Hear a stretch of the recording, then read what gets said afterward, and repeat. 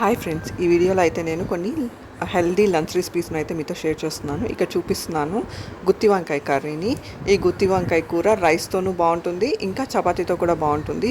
Side డిష్గా అయితే నేను పొనగంట ఆకు కూర ఫ్రైని అయితే చేస్తున్నాను.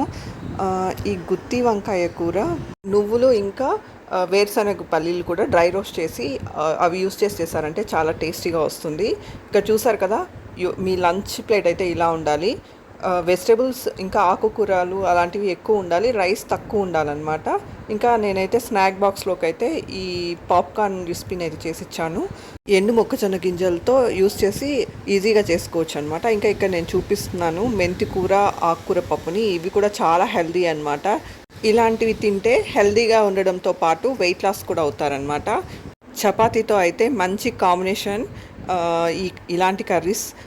పాలకూర పప్పు కానీ మెంతికూర పప్పు కానీ చపాతీతో కూడా బాగుంటాయి, ఇంకా రైస్తో కూడా చాలా బాగుంటుందన్నమాట. వీటితో నేనైతే సైడ్ డిష్గా బెండకాయ వేపుడిని అయితే చేశాను. ఈ రెండు చపాతీతోనూ బాగుంటాయి, రైస్తోనూ బాగుంటాయి. నైట్ డిన్నర్లోకి అయితే ఇలాంటి చపాతీస్ చేసేసామంటే ఇంకా ఆకుకూర పప్పుతో చాలా ఇష్టంగా తింటారు పిల్లలు కూడా. ఆకుకూరల్లో యాంటీ ఆక్సిడెంట్స్ కూడా అధికంగా ఉంటాయి. ఆకుకూరలు తినడం వల్ల గుండె ఆరోగ్యం, లివర్ హెల్త్తో పాటు కిడ్నీ హెల్త్ కూడా ఇంక్రీజ్ అవుతుంది.